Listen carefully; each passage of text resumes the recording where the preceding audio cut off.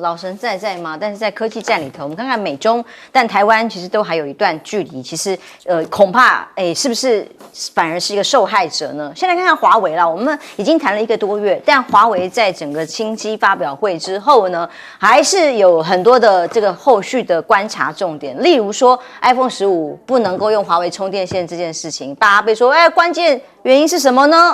很多网络的讨论啊，那最后官方的客服表示无法充电的原因不支援 PD 协议，也就是说，反正要想办法去对抗华为的话，就是 iPhone 充电线就是个线而已嘛，就是专门就是不能够对于华为来做充电的话，那这样也许可以对它造成抵制的效果吗？那这个当然大家不知道啦，看起来效果还是卖得很好啊。那华为动向如何呢 ？Mate 60的 Pro 供应链被形容是爆订单，哇，一直在招人扩产，更多的人一直不断的招新的人力进来，增加很多生产线。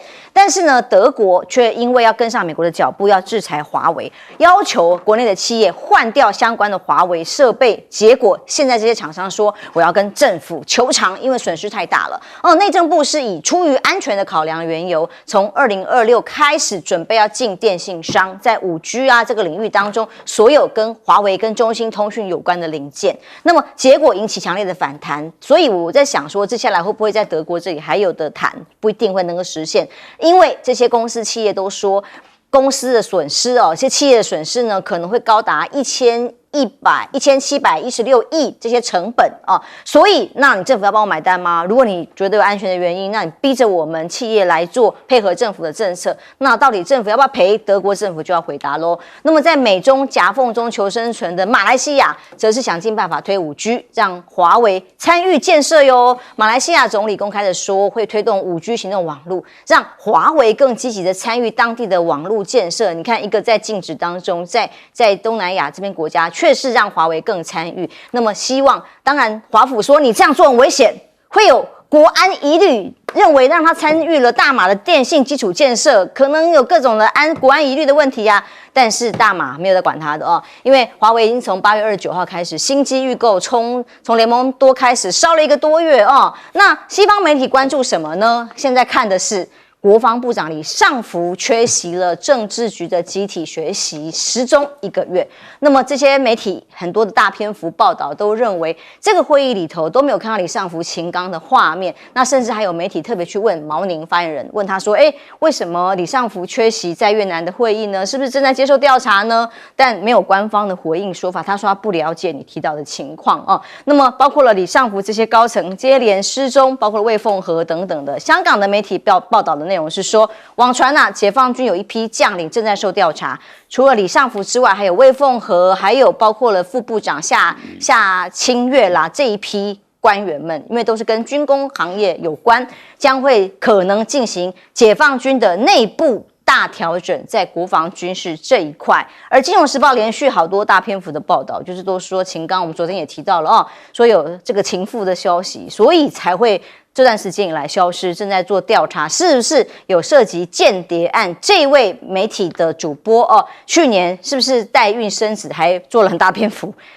蛮八卦的，在形容说他怎么是代孕，不是自己生的啦，是找别人帮忙生的因为大家还把这个时间点 po 文给比较一下2022年差不多就是他应该怀孕期间，他 po 的文章有在滑雪啦，有在打猎啦还有在阳光沙滩，没有比基尼，但是也是连身洋装，每一张都是身材曼妙跟美好去年的，就是应该是在怀孕期间嘛当时在评估起来应该是在怀孕期间，但是他没有看出来有怀孕的样子但之后就说生了孩子嘛所以呢被说是在《金融时报》报道说证实有代理孕母一说，显然都是有这样子的传闻是真的那还把时间轴给重新再铺排一次，甚至说本来秦刚是想要跟他分手的，因为无法兑现离婚的承诺然后疫情期间又复合了，可以拍成电影。对，秦刚还给这个傅小田写了一个承诺书，哇，这个金融时报都知道呢哦，然后还说就任了外长之后，秦刚因为刻意的疏远这位这个美女主播哦，所以才会让他受不了了，直接在社群媒体上一直曝光跟他好像间接暗示有关系的各种照片啊或发文哦。亮哥您怎么看？在这个从华为科技战哦到西方媒体现在往这个方向来发展的时候，的确现在还是都没有任何官方的消息。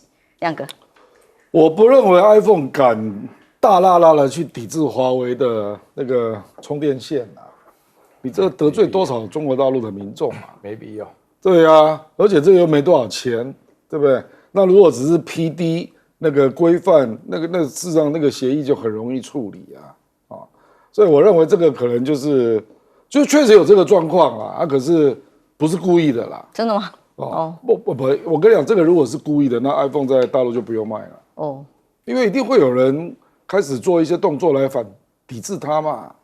我认为 iPhone 不会这样做啦，这样太愚蠢了，而且这个错误太低级了，你知道吗？小动作，对，就是太低级了啦。充电线就开玩笑。对啦，这个太低级了，所以我觉得不至于。那华为是这样啊，因为华为4G 的通讯啊，它跟5G 的衔接，它是用堆叠上去的。所以你如果装了4G，然后要换成5G，你的成本实际上会比较低。就是你如果都是用华为的系统啊，那德国4G 用了62%，你现在怎么换？所以为什么它成本那么高嘛？你如果要换，就整个拆掉要重来呢。而且它是几乎是，就是到处都是4G 的通讯，就是华为的。比如说我随便讲那个地铁站。那所有的都有那个地铁之间的通讯啊，光是这个就有800个车站要换，那你都要重来吗？这个只是一家公司在说做不到啦，这个就是德国的那个地铁的公司啊，那还有其他的很多公司啊，所以我觉得这个啊就是意识形态挂帅啦。就是德国，我们不要讲德国了，你讲美国吧，美国现在是都不用华为通讯啊，那你有查到人家的后门吗？我没有看到报告啊，美国如果查得到报告，会不公开吗？就是你找不到你的，我跟你讲，连印度啊都觉得不好意思，印度就说对华为还是要做那个安全审查，但也不能一下给它全部禁掉，就只有美国全部禁嘛。那当然还有另外一个地方叫台湾啊，就是基本上就是你就是最 follow 美国的才会全部禁啊。那英国就是跟着美国走嘛，结果现在美国说我会补贴你啊，到现在1毛钱没拿到。哦，那德国也会补贴吗？德国当然就不信嘛，因为谁叫你英国犯傻，自己先去切啊，对不对？可是因为台湾本来4G 华为比重就没有那么高了啊，所以我是在跟你讲，就是说，因为华为事实上在全世界有很多地方，它4G 就非常成功了，那所以现在你要再往上走，你在4G 的基础上往上走。你事实上会方便便宜很多，变成说你要跟钱作对吗？而且你全部都重来，然后也没有任何证据，那人家当然也会跟你告发嘛，说你这个不符合你政府的法律啊，等等嘛。所以我认为，恐怕就是有一些政治人物的意识形态，然后让他换装的过程，就会不断的有争议出现了。是比如说你欧盟的那个冯德莱恩，然后总要讲话交代吧之类的啦，那这种人到处都有，到处都有啊。那因为美国一直没有放软，所以这些人就要跟着美国讲话，就是这样啊。所以我觉得这个对欧洲来讲是个麻烦事啦。可是越来越多国家不管美国了，比如说巴西，他就不管了，马来西亚就不管了，越来越多这样的国家啦。所以我觉得这个可能还要再看个几年才会看得清楚。因为本来自由市场经济是这样，供应链大家分工嘛，大家各地分工啊合作，就现在是完全反自由市场经济的结果了。教授，我必须要强调哈，因为我这次在大陆遇到对这个刚好跟这边2个消息都比较有关系的人，就是说强调一下，这个华为本身呢，它这个民营企业啊，它这个经营的理念就是在商言商嘛，东西好又便宜，那当然自然会选这样的东西嘛。就是说，它里面手机虽然很重要啊，但是它业务中极小的一部分，甚至连新能源车事实上来讲的话，也都极小一部分。华为主要的工作是它的主要的业务是在建基站的，它想要透过这种通信技术创造出一种应用的生态环境，包含所有的比如说我每次开车到内湖来这边堵车堵得很厉害，又要堵你们这里面所得到讯息，以后它的就整个生态就是自动驾驶，我就可以在车子里面看东西什么的。它是要做这种你要完全进入它的通讯设备又好又便宜的情况下，所以大家一开始都为之经验，都采用。然后这个实际情况，那美国现在是不是基于商业的原则要进华为，是基于政治上，而且这个政治理由非常荒唐，就是你极有可能超过我，我就为了不让你超过就不准使用，不准使用。过了2-3年以后，欧洲人成了一群土蛋了。跑到中国以后都土得要命啊！你这个没见过，那个没见过啊！你不知道我们都已经到这种地步，这个就像是当年李鸿章跑到欧洲去成了土蛋一样的道理啊！你试试看嘛！你要说你不进步的话呢，对不对？就是学如逆水行舟，不进则退。这个用新的技术也是一样道理。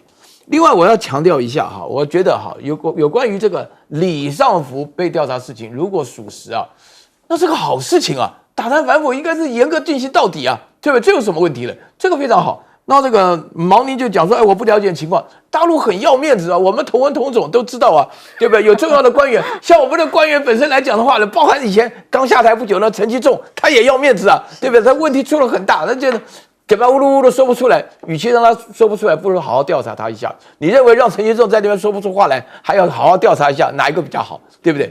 那这个秦刚的问题，我特别聊了一下我跟你讲绝对不可能说是没有经过严格的深交调查，然后就当了外交部长又有小三然后小三还闹什么的，要你离婚不成，还签了条约。因为大家要搞清楚一件事情什么叫代理孕母？代理孕母是不止一个人自己这边搞的，牵涉到好多人。而且现在这里面的问题当中的话呢，这个傅小田如果他是间谍的话，他也是一个很不合格的间谍啊，非常烂。不是这个间谍本身，他自己在他的脸书上写，又晒出一大堆照片来，然后又讲他生了个孩子什么的，那开什么玩笑啊？大家一定要搞清楚我唯一觉得非常蹊跷，就是说《金融时报》这种报纸居然把这种消息写出来，还写的跟真的一样，还讲的情节不，你电影都不敢这样拍。我跟你讲，那要说昨天就说，哎呀，不要跟着八卦，对就是这种道理那这个是一个简单的问题，因为李尚福的事情是老梗、老新闻，秦刚的事情更是老梗、老新闻。那为什么会突然间他们的主流媒体，然后四面八方的开始在谈这个事？然后为什么其他的很多的包括德国的资深或者什么，突然间都在炒作这个问题，大篇幅报道。对，那为什么会突然间欧美的媒体不约而同的，好像有个中央厨房就是说有个中央厨房，造谣的中央厨房，他做菜做好了以后，然后在这个时候推出来，然后他们的其他的全部来分享，然后就群起攻，这叫什么？在炒作舆论，想夺话语权。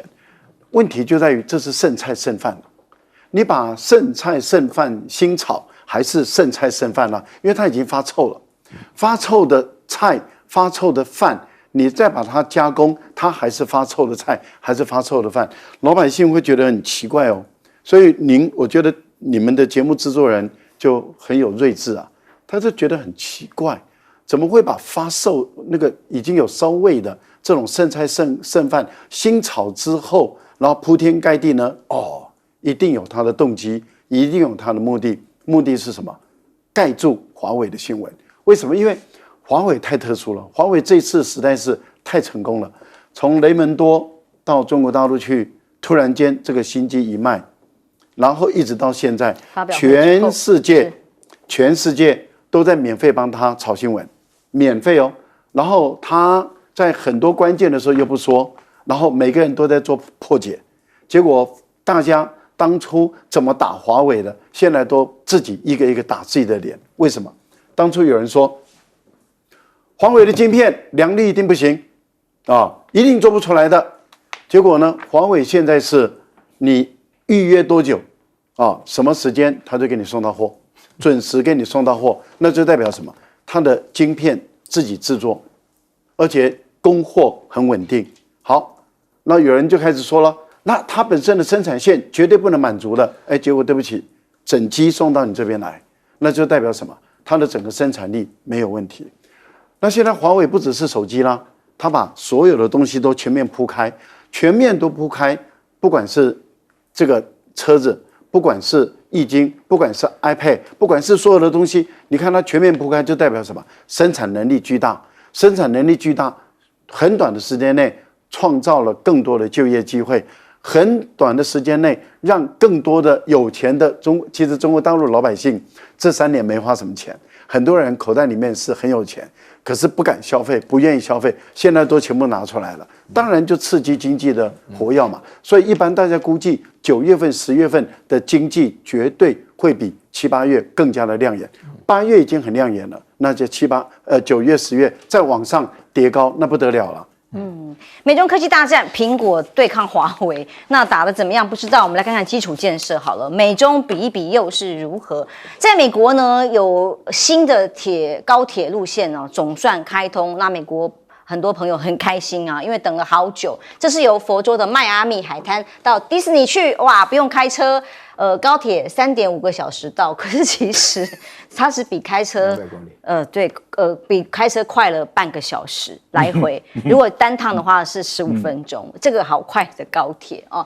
那但是这个高铁大家众所期待，等了好久。想不到第一天首秀，除了开场的延迟半小时之外，首班车就延迟半小时。结果尴尬的是，昨天我们也提到了，突然成了一个死亡列车，在路上就撞死了一个行人。那当时其实时速是不到200公里的，铁轨居然没有相关的警示呢，还怎么会就立刻出了问题？结果才刚刚开出列车的第一班就出了死亡意外哦，这个叫做致命的 Bright Line， 就是叫被翻译成这个这个叫做阳光还 Bright Line 啊的这个列车的公司，其实2条线都是他们公司的哦，都是从迈阿密，另外一条是从迈阿密到 Orlando 的第一班火车延误。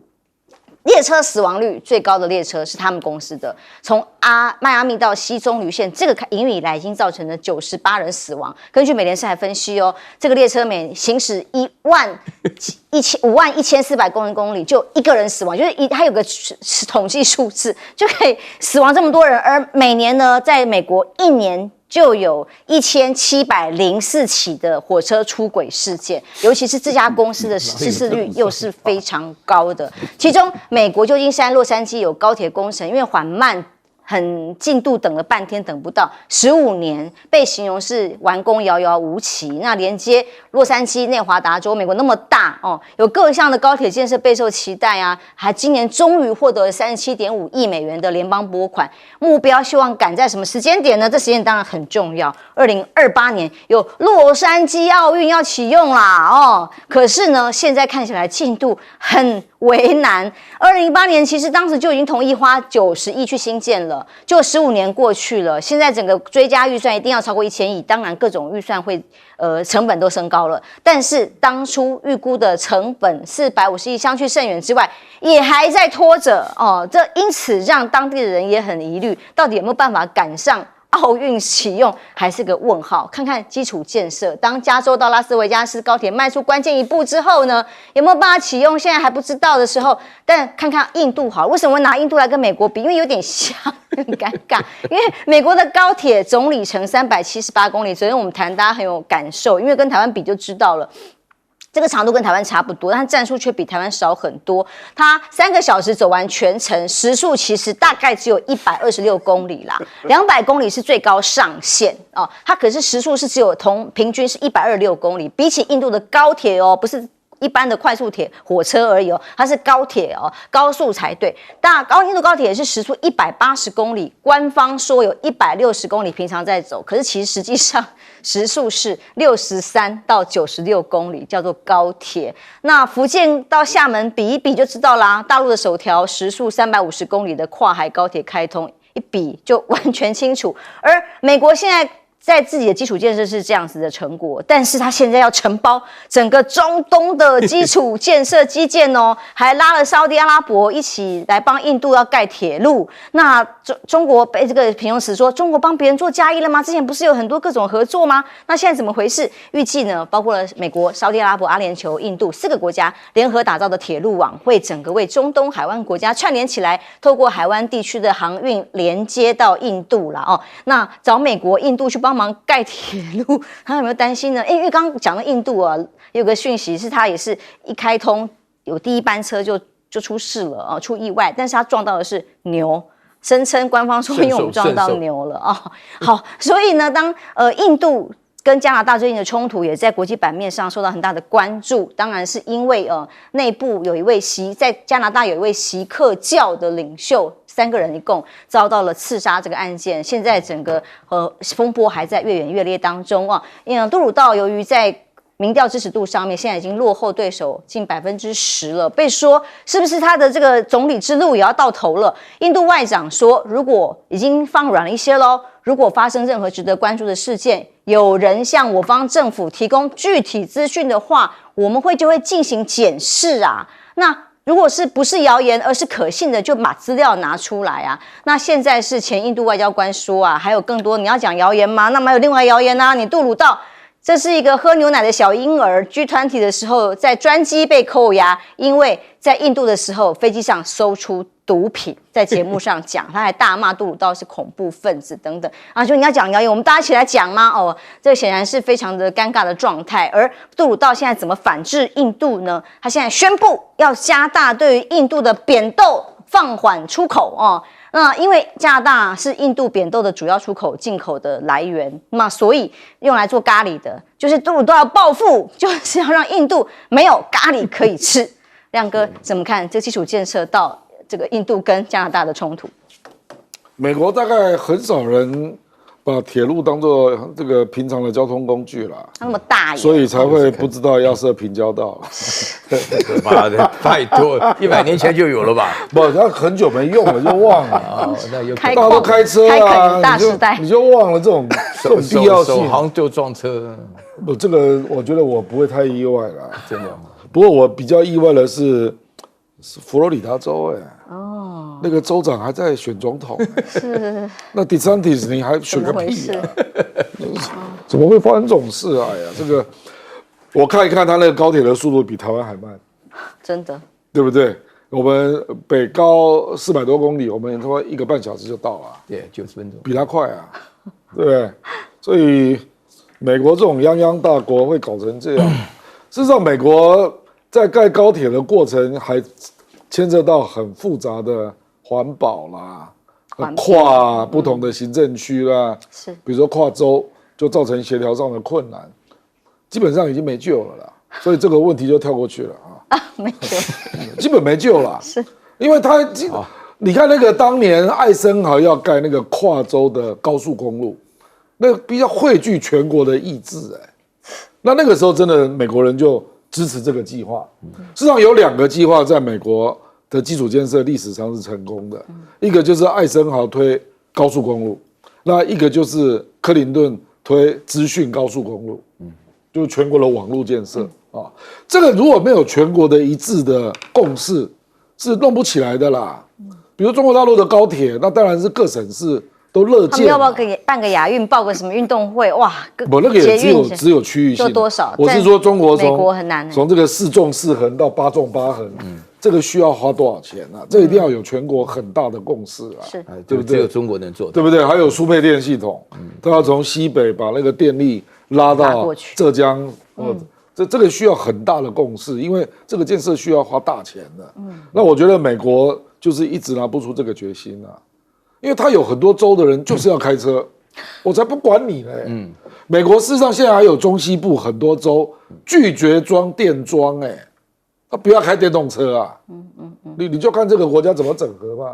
所以我是觉得难度太高了啦。所以印度啊，跟加拿大，印度我觉得坦白说，我看到这种行为真的就让我联想到。他内部一定是高度压制锡克教徒的这样的一个政权所以才会讲得这么愤怒。对的，那个锡克，他对穆斯林、对锡克教、对东北的阿萨姆就是这么凶悍，所以他才会讲得义正辞严。结果现在变成杜鲁道这边要负责政治责任，结果你被人家叼到你专机上面有毒品，真是丢脸。好，我们休息一下，马上回来。说是飞机。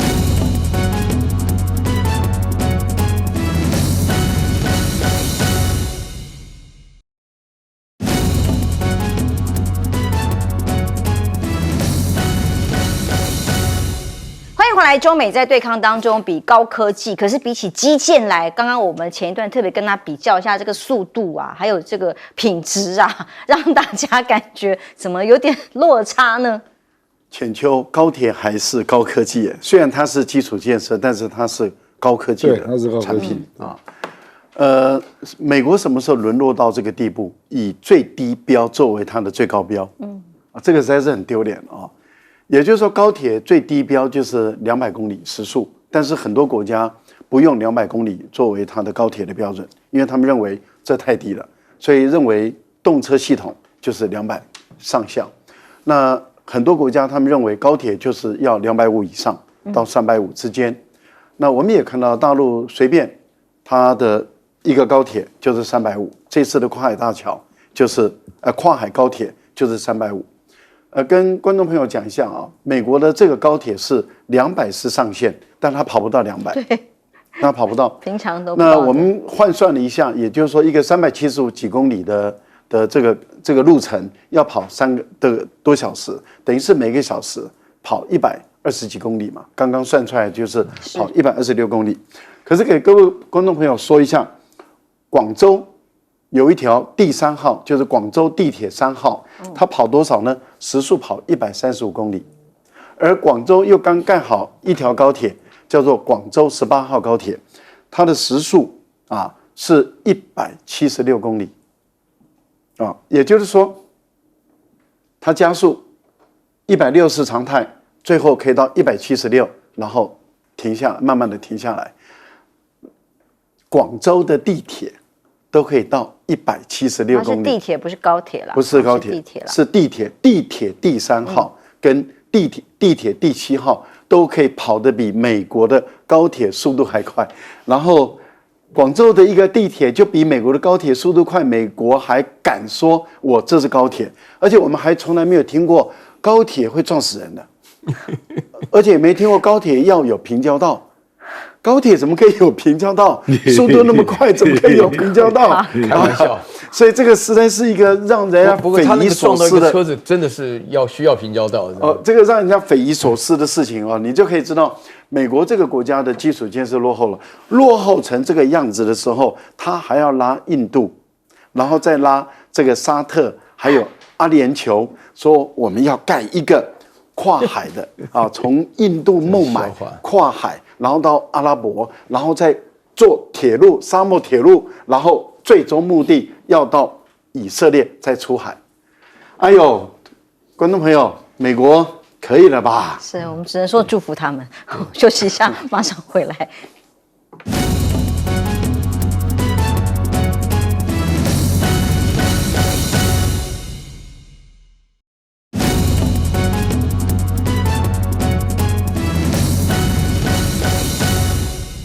加拿大跟印度的外交冲突是越演越烈，除了发签证啊、抗议啊，各种层出不穷。现在杜鲁道是说要怎么对付印度，不让他们吃咖喱，不出口扁豆了。我上课问我学生一个问题，就拿这个事情做案例。我说，我们所宣扬的自由、民主、人权这种普世价值，可不可以因为地缘政治利益而受到压制？没有个学生能够认为说是可以受到压制。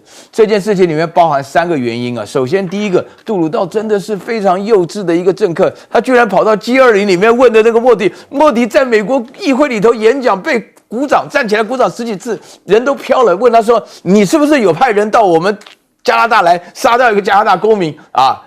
叫做尼贾尔啊，是一个锡克教的一个宗教领袖。对啊，然后莫迪一听火大了，然后找了，接着话了，印度矢口否认，马上驱逐外交官的啊，然后呢不准任何加拿大到英国留。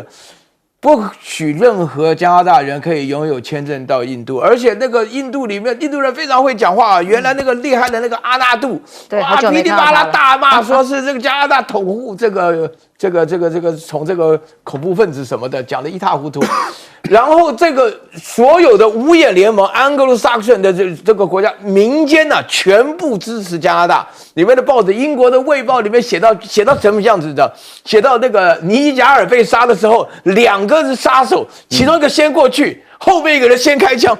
听起来好恐怖，感觉上有引带，你知道吗？结果这个消息呢都没有讲在印度完全不管。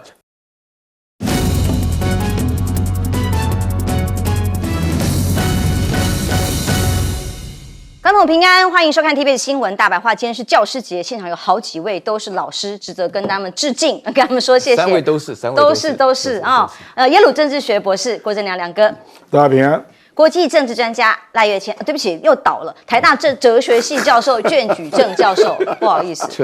说两句话，今天是教师节，好无所谓。是，那就原谅我们。全球好，各位观众朋友，大家好。是我们的赖岳谦教授。主持人好，观众朋友大家好。三位老师还有所有老师，教师节快乐了哦！的确，明天是中秋节，那么在台湾民众来讲，连吃的都不安心吗？前一段我们特别连线了一位在现场的民众，他在家里打到了一个黑心蛋。里面是黑黑欧麻麻的蛋之后，他不敢再直接po或告诉别人，会不敢报警，怕被查水表，所以呢，他很担心，赶快先自清，把整个录影录下来，告诉大家说，你不要说我把我移送法办，我是真的对于这个食品的安全很忧心。那么赖清德副总统现在是民进党的参选人，他关心吗？有任何的谈话吗？目前都还没看到。他谈的是什么呢？民进党在37年党庆的时候，他强调清廉、勤政、爱乡土，还有爱和平非暴力，但两岸情势关系要怎么做呢？他说并没有因为时间变迁改变中国想并吞台湾的事实，他很荣幸能够在历史的关键时刻担任民进党主席。所以这个关键时刻是什么呢？清廉吗？有云豹，有光电，有台南议长选举，竹繁不及备载。勤政呢？巴西蛋现在让民众连自己拿到一颗黑心的蛋，买到这样的蛋的时候，不是保护消费者，是怕我自己被陷害。所以赶快先保护自己，有多么的怕被查水表。高端疫苗不也是如此？爱乡土如何呢？台南登革热现在还在爆发当中，还是高峰。屏东工厂大火，多少的人命，连我们消防队员的这个牺牲都在其中。这些被质疑说是不是回归到抗中保台比较有用？这些都不干他的事吗？也不谈，那么也不对于相关的时事、民众担心的议题来加以回应。但是最新的民意调查里头，一直有一些新的方向，当然来观察那民意到底怎么反应的呢？也许蛋的议题，赖清德的民调掉了10%呀，但是被问到同一份由台湾民基金会所调查的调查报告里头，对于中国如果终止 ECFA 的话，如果真的这样做的话，你担不担心呢？担心的其实3%，7%，不担心的很高超过一半的民众都不担心，好吧？那如果哪项议题又最不利于赖清德选情呢？根据另外一份风灿的民调，却告诉大家两岸关系。其实是大家最担心有到达30%，再来是鸡蛋之乱，因为跟民生有关。所以民众到底担不担心两岸关系，包括经贸，甚至战争与和平的选择呢？那么最新一个中大陆的台办的消息告诉大家两岸现在在对岸来说要做一个叫做融发区。习近平说是亲自督导的哟，这个国家发展改革委员会跟中央台办一起发布，在福州这里办一个落实意见专题会议，要告诉大家说，在福建这里要为台胞台企登陆第一家园做一些有优惠的或特殊的先行示范区，是算是惠台措施之一吗？想要表达友善，但我们刚刚前一段讲连这个妈祖要到台湾来跟公庙合作，基进党都说这可能要统战台湾，很危险在这样的氛围里头，我们来看看台湾要加强抗中，但是抗中怎么抗？除了买美国的军事武器之外，我们制造的国造潜舰如何呢？非常的神秘。有一艘我们首艘的国造潜舰终于亮相了，但这个亮相比华为还要神秘，它是用这个昵称 7-11的这个名称让媒体进去采访。可是媒体到现场只能看，不能拍，因为试射机密。这一艘叫做国造潜舰首艘原型舰海鲲号下水仪式，那么媒体到了现场只能拿到由获准采访所提供的这个照片，还有相关的影像，但不能由自己拍。当然也有退休将领质疑，根本是正式下水嘛，因为就在厂里头水泥地厂房也没有办法再放水的船屋，或者是真的下水的样子，所以所谓的下水仪式不是真下水，但到底有没有这么高科技，其实大家也不知道，因为也不清楚细节。那其实马总统第二任期的时候就已经推动了这个自制的防御潜舰计划所以等于是当时推动的这个计划，现在在蔡英文总统的任内完成。但完成如何真的不知道啦，很多事情我们也不知道啦。例如国军秘密飞到帛琉涉及爱3飞弹这个消息，媒体的报道。但是到底这个是配合美方做的演习吗？我们军方回应却是说在美军安排有这个8月在帛琉进行的这个行动，让爱3堡这个爱3这个实战射击啊，是命中率100%，都很厉害。但空军司令部、陆军司令部现在都以联合兵种行动啊，那不适合回应啊等等。国防部目前也不回应这个军方报道出来有人所透露的消息，那只知道好神秘，就是大外宣大内宣宣一半那实际情况如何，大家要问清楚的时候，又没有办法问到详细的内容跟资料了那么在美国的部分呢，我们除了买武器，国际之间的互动又是如何？这是所罗门总理在最近有一场到美国去的白宫峰会，他拒绝参加，甚至还公开讲了一段话，来听听他的谈话。How attended one? Nothing come out of it, Bill. Nothing come out of it. Me not forgot to sit down there and listen to people who lecture me. No more. You know how it is arranged? It needs now for section for a little bit respecting me leaders here, respecting leaders of the Pacific, leaders everywhere now. They must change their strategies, block out. And we'll say, yeah. And how this meeting is arranged is you go and sit down, they give you 3 minutes for talk. And then you go and listen to, they lecture you about how good they are. 相较于我们政府对美国的毕恭毕敬，所罗门的总理说他不要去听教训那所以呢，最近俄罗斯也跟上了大陆说要制裁日本水产的消息吗？美国的坚实盟友们在日本的部分水产在中国受到了非常大的出口冲击，所以俄罗斯也考虑加入了吗？那么日本内阁防长当然是很担心很紧张，因为在中国的限制已经让他们冲击很大要强烈要求俄罗斯依据科学证据行事那现在当然包括了香港跟澳门也全部都停了整个大中华区，以至于让日本最大的鱼市叫丰洲市场，大家台湾民众可能都很熟悉，这里的鱼销售量呢，本来呢每年销售量是33万吨的，每年交易金额可以高达3800亿的，但如今都受到了重大的冲击，那么出口额巨减，损失惨重亮哥，我们来看看，当然从几个民生的消息，大家两岸的关系，民众的反应却在民调上面呈现一个不知道到底民意怎么想的状况吗？没有，赖清德因为是党庆嘛，所以只能照本宣科啦，就把过去的口号再喊一喊。媒体有问相关的问题，他也都没有回答。是现场还有魏耀前在那边抗议嘛，大家都知道对不对？魏耀前以前是施明德的财务长，所以也是非常资深的党员不管了，反正大家都知道他已经距离清廉有清廉吗？对不对？这么多人都出问题了，然后还爆发出有人可以兼20几家公司的董事长，对不对？这个勤政爱乡土，你到底有没有落实？事实上，现在民众党的口号跟他一模一样，加上一个爱民，其他3个都一样。只要能做得到就好。他加上一个爱民，我的意思就是，民众党就跟他对着打啦，所以你根本就变质了啦。那就看到他那3个口号还有一点意义嘛，就把它拿过来用，那加上爱民这样了这个赖清德事实上，我们现在两岸的议题都真的碰上了，民众才有感所以你做这种广义的说你怕不怕？没有ECFA这没有意义啦。10月12贸易壁垒调查出来之后，你再去问各行各业了，直接冲击本来就是那一直到1月12定案嘛。就3个月都在这个氛围下嘛，我看你王美花、赖清德到时候还不会再嘴硬。如果说有很多行业都被贸易壁垒调查点名你赖清德到时候再去喊抗中保台你看各行各业怎么看你这个就是很实际的问题嘛，你要不要面对嘛？事实上，我跟你讲这次中国大陆公布的那个福建跟台湾的融合发展的示范区这个是中央台办通过的，不是福建省没错，是中央台办加发改委再加上福建省，是3个单位。习近平亲自谋划。对，所以我的意思是说，你如果这个你都不回应，那坦白讲，这个就是最后和平统一的善意了啦。我坦白说，这个就是中国大陆对和平统一最后的善意。他本来的想法就是说，如果福建跟台湾融合发展的不错，那可能还会扩大到浙江啊、广东啊，这个都是有可能的啊。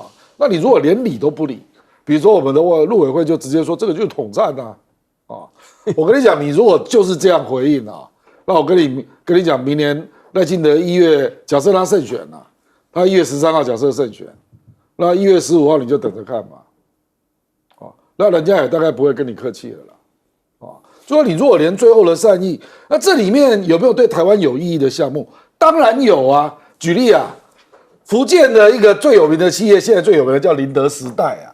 宁德时代出电池的。是啊，那你要不要跟他合资或者做合作？你台湾你的电动车电池在全世界有人家的地位吗？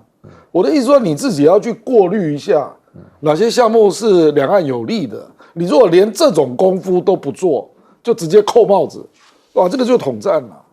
那两岸大概就不用交流了啦。我说实在话啦，这个就是你是不是认真面对两岸那个共同发展的议题嘛？因为两岸的议题到底要怎么发展，这个赖清德喊出来就是爱、和平、非暴力，包括要去跟习近平吃饭嘛，喝珍珠奶茶。但讲嘴巴这样的口号有用吗？实质的这种各种交流几乎都中断了呀。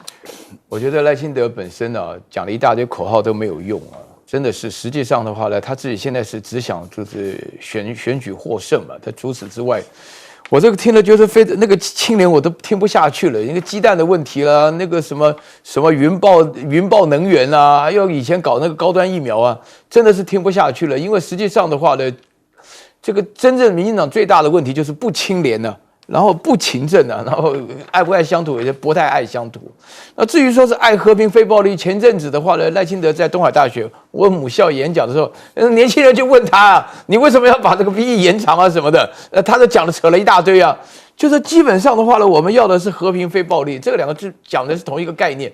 你现在民进党做的事情，任何事情的话，都是朝战争的方向走。我配合亮哥刚刚再讲一下，3件事情其实是一体的，一个就是终止 ECFA 是穷台嘛，然后另外的话呢，加强演习的数量的话呢，基本上增加压力。那福建跟台湾之间真的是最后一根稻草。其实讲起来的话，就是你那个连接，其实我自己常常去大陆的经验当中，就是大陆基本上就是拜托你不要不承认你是中国人，就这一句话就好了，对不对？这个非常简单，做起来的话呢，当然我是没什么问题啊。不过问题是什么呢？现在问题最大的就是说，民进党这个政府他并不了解这个问题的严重性啊，就是说他根本就不知道这个是因为用福建来对待台湾的态度，基本上是动之以情啊，又有文化啊，最近又有什么妈祖啊，你这个看大陆跟台湾这边的风俗习惯、生活完全一样，吃的东西、用的语言，然后大家享有共同的历史文化，基于在这种理由下，你不管是穷台也好，不管是演习也好，其实基本上还是替